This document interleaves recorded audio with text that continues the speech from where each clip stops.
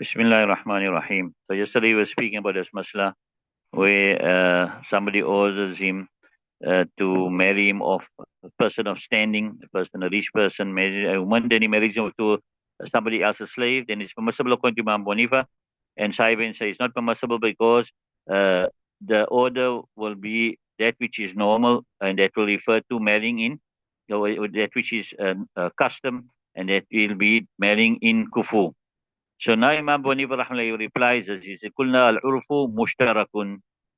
We say, Imam Bonifa rahmatullahi is saying now, the urf that they're speaking about, that urf, in other words, what is urf? Urf is what is the custom and what do the people do? So we say that urf is partnered. In other words, the urf is to marry kufu, and the urf is also to marry out of kufu. Right. أو هو عرف عملي فلا يصلح مقيدا, or it is a urf which is being practiced, but that will not be suitable to be a restrictor for the clear words that he mentioned. You understand it?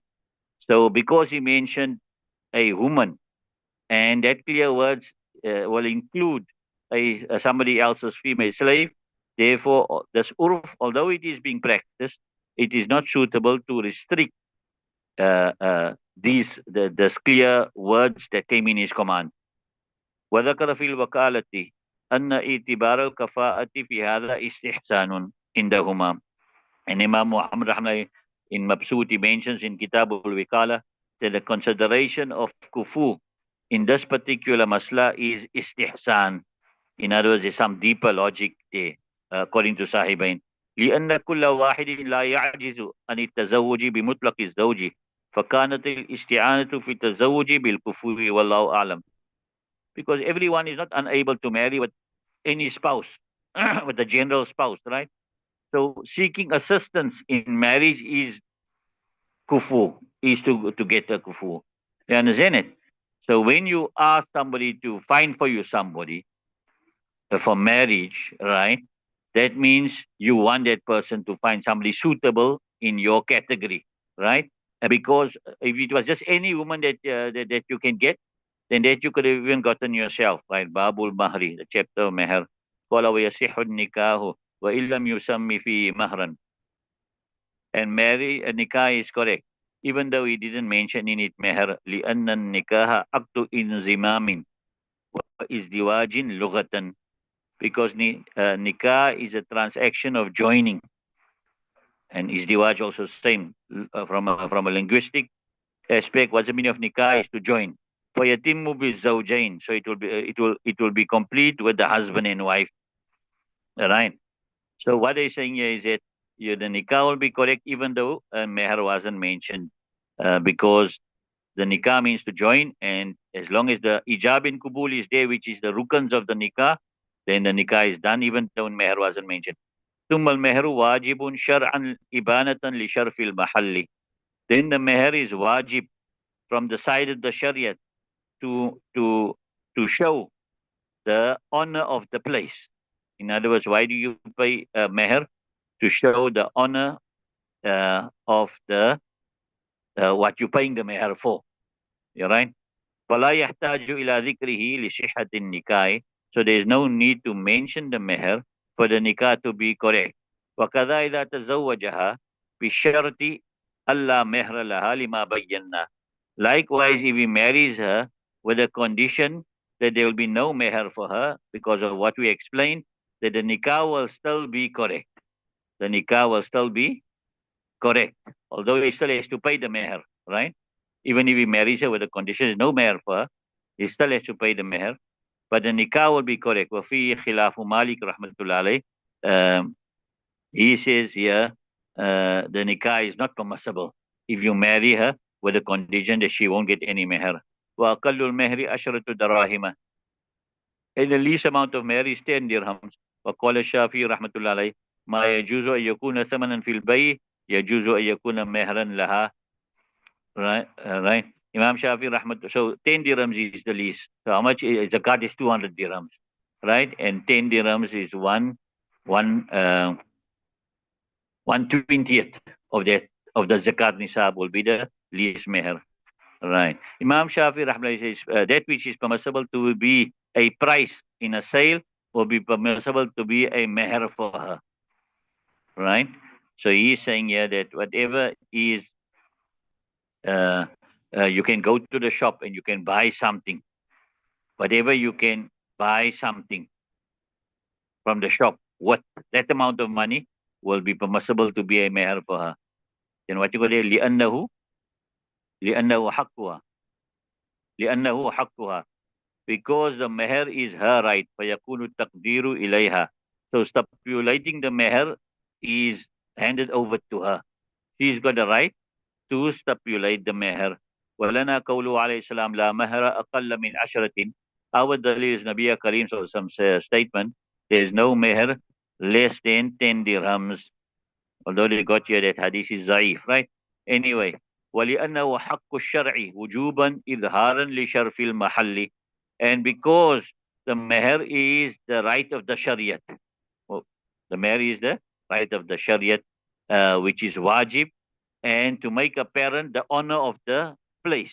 In other words, the Buddha, the man is actually buying the private parts of the woman, right? فَيُقَدَّرُ بِمَا لَهُ خَطَرٌ. So it will be calculated with that which has some value, with that which has some value. وَهُوَ الْأَشْرَةُ, and it is 10 dirhams. استدلالا بنصاب السرقة, taking proof from the nisab of stealing. In other words, if a person steals and he steals less than 10 dirhams, you don't cut his hand.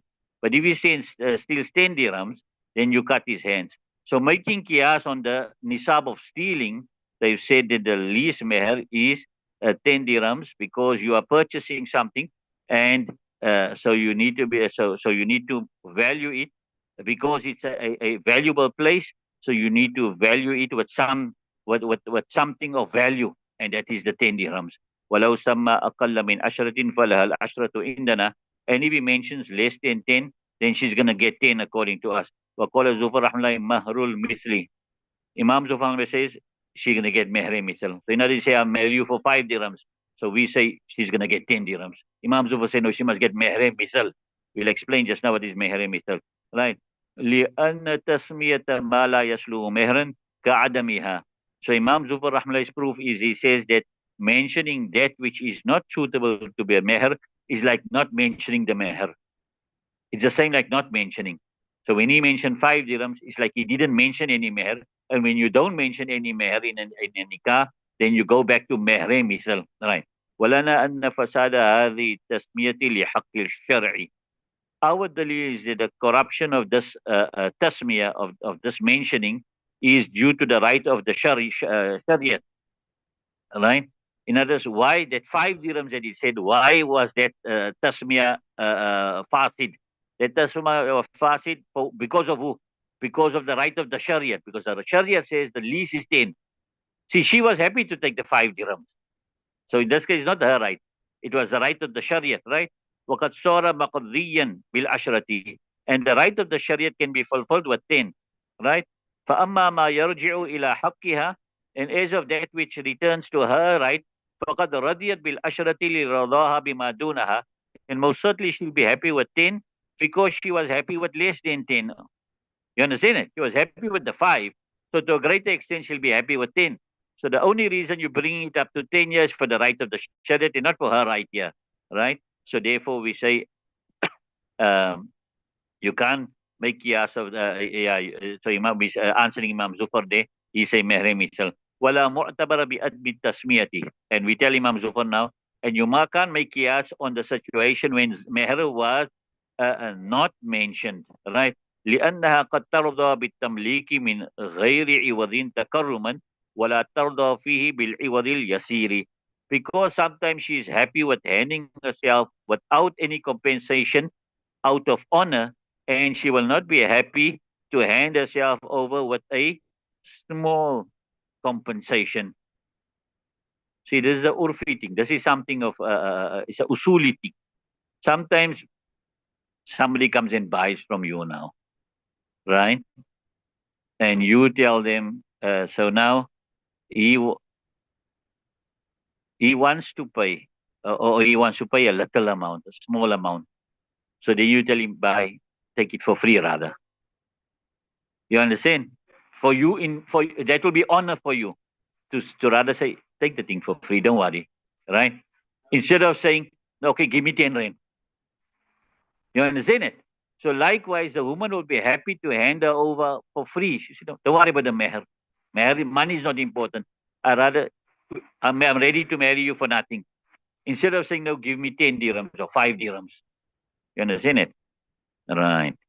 ولو طلقها قبل الدخول بها تجب خمسة عند علمائنا الثلاثة. And if we divorce her before dukhul with her, then 5 dirhams will become wajib according to our three ulama. وعنده تجب المتعة كما إذا لم يسمي شيئا. And according to Imam Zufar, mut'ah, which is a set of clothes, will become wajib just as when he did not mention anything. So the masla here goes now, obviously, that he didn't mention Imam Muhammad. See, just maybe before we go forward, we just go back to the usuls here. One is you get married and you mention the meher. Tasmiyah was made. Tasmiyah was made, then tasmiyah must be paid, right? The other is the same situation. Tasmiyah was made, but talaq took place before dukhul. Then half the tasmiyah is to be given, right? The second is you married, but no meher was made. Then meherim is left to be paid, right? And in the same case, no meher was made, and talaq took place before dukhul. Then mut'ah, which is a set of clothes, becomes wajib. So Imam Zufar al-Mayyi is saying now that mut'ah, a set of clothes, become wajib because according to him, he is just as when he did not mention anything. So he bases his own masla that he did not mention anything. So then muta becomes wajib in talaq before dukhul. Waman samma. Okay, leave it till there.